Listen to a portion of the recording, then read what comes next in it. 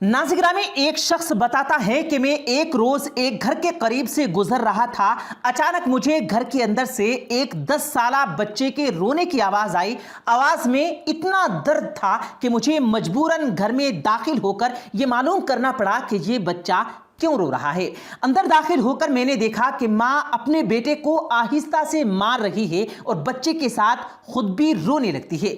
मैंने आगे होकर पूछा, तुम बच्चे को क्यों मार रही हो जबकि खुद भी रोती हो? तो उसने जवाब दिया कि भाई, आपको मालूम है कि इसके वालिद अल्लाह को प्यारे हो गए और हम बहुत ही गरीब लोग हैं। मैं लोगों के घरों में मजदूरी करती हूँ और उसकी पढ़ाई का मुश्किल से खर्चा भी उठाती हूँ, लेकिन ये कमबख्त स्कूल रोजाना देर से जाता है और फिर घर भी देर से आता है और जाते हुए रास्ते में कहीं खेल कूद में लग जाता है और पढ़ाई की तरफ ये जरा भी ध्यान नहीं देता।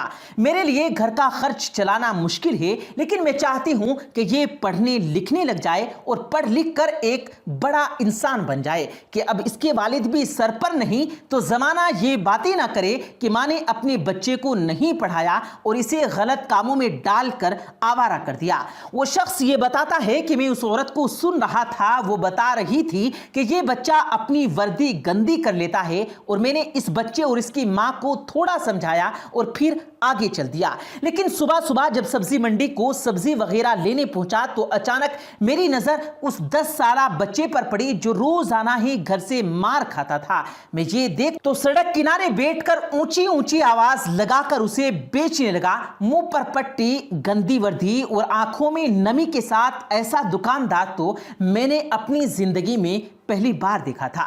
अब देखते ही देखते अचानक एक आदमी अपनी दुकान से उठा जिसकी दुकान के सामने उस बच्चे ने अपनी नन्ही सी दुकान लगाई थी। उस शख्स ने आते ही एक जोरदार पांव मारा और उस नन्हे से दुकानदार को एक ही झटके में उसकी सारी जमा पूंजी समेत उठाकर सड़क पर फेंक दिया और बाजू से पकड़कर उस बच्चे को भी उठाकर धक्का दिया और वो नन्हा दुकानदार अपनी आंखों में आंसू लिए अपनी सारी सब्जी को सड़क पर से इकट्ठा करने लगा। फिर थोड़ी देर के बाद अपनी सब्जी किसी दूसरी दुकान के सामने लगाकर बैठ गया।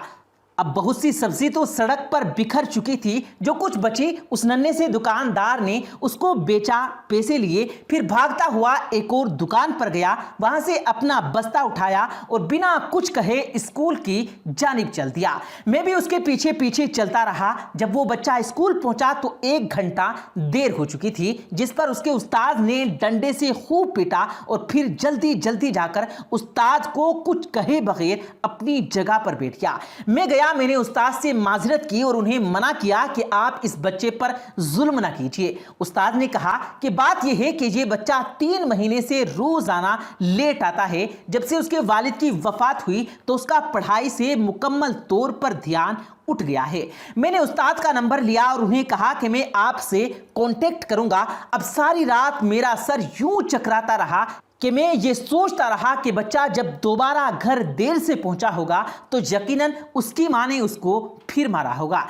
लेकिन मैंने अगली सुबह नमाज के फौरन बाद उस्ताद को फोन किया और उन्हें कहा कि आप बराए करम सब्जी मंडी पहुंच जाएं, मुझे आपसे कुछ जरूरी बातें करनी है।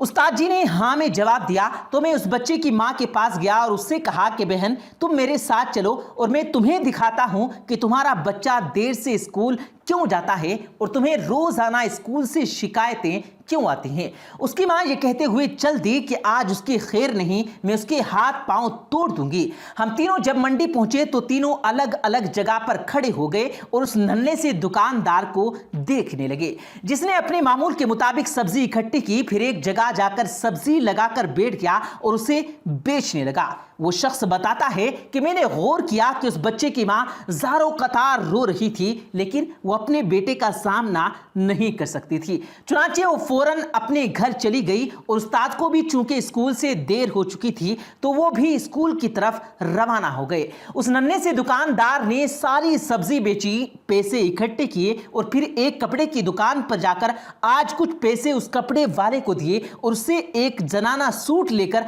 अपने बैग में डाल दिया। मैं उस बच्चे का पीछा करते हुए स्कूल पहुंचा तो ये आज भी 1 घंटा लेट हो चुका था। क्लास में दाखिल होते ही उसने हमेशा की तरह अपना सर झुकाया और उस्ताद से मार खाने के लिए तैयार खड़ा था। लेकिन इस दफा उस्ताद मोहतरम ने डंडा नहीं उठाया, बल्कि वो खुद अपनी कुर्सी से उठे, उस नन्हे से बच्चे के सामने दोनों जानों बैठ गए और उसको अपने गले से लगा लिया। फिर इतना रोए कि बच्चा भी सहम गया और वो भी रोने लगा।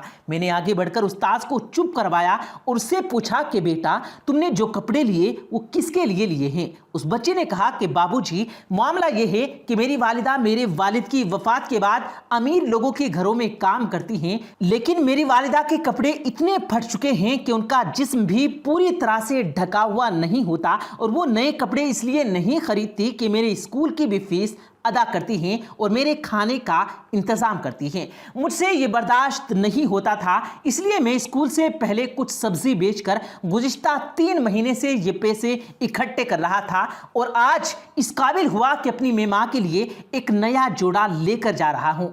वो शख्स बताता है कि मैंने उसके बैग में देखा कि एक पुराना कपड़ा भी मौजूद था। फिर मैंने सवाल किया कि बच्चे, ये पुराना कपड़ा किस लिए? उसने कहा कि मैं अपनी माँ को अगर जाकर ये सूट ऐसे ही दूंगा तो उसके पास सिलवाने के लिए पैसे नहीं होंगे, चुनांचे आज माँ का एक पुराना सूट लाया हूं, ये उसके नाप के तौर पर दर्जी को दे दूंगा, वो उसकी पैमाइश लेगा और मेरी माँ का सूट सिलना शुरू कर देगा। और अब मैं कल से स्कूल वक्त पर आया करूंगा, लेकिन स्कूल के बाद कोई छोटा मोटा काम करके कुछ पैसे कमाऊंगा और फिर जाकर वो दर्जी को दे दूंगा, ताकि दर्जी की उजरत भी हो जाए और वो मेरी माँ का एक बेहतरीन सा सूट सिलाई कर दे। वो जाकर मैं अपनी माँ को तोहफे के तौर पर दूंगा।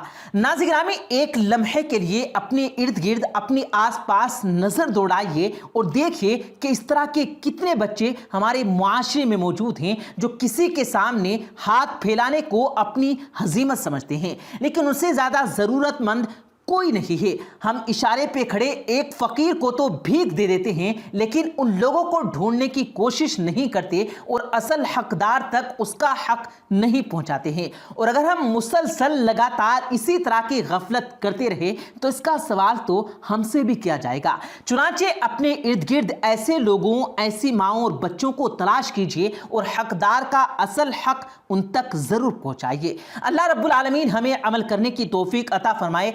आमीन सुम्मा आमीन। प्यारे दोस्तों, हम उम्मीद करते हैं कि आपको आज की हमारी ये वीडियो ज़रूर पसंद आई होगी। वीडियो पसंद आए तो वीडियो को लाइक करके अपने दोस्तों के साथ ज़रूर शेयर कीजिएगा और इसी तरह की वीडियोस देखने के लिए हमारे इस यूट्यूब चैनल को सब्सक्राइब करना भी मत भूलिएगा। मुझे दीजिएगा इजाज़त, मिलते हैं फिर एक नए वाक़े के साथ। तब तक के लिए अल्लाह हाफिज़।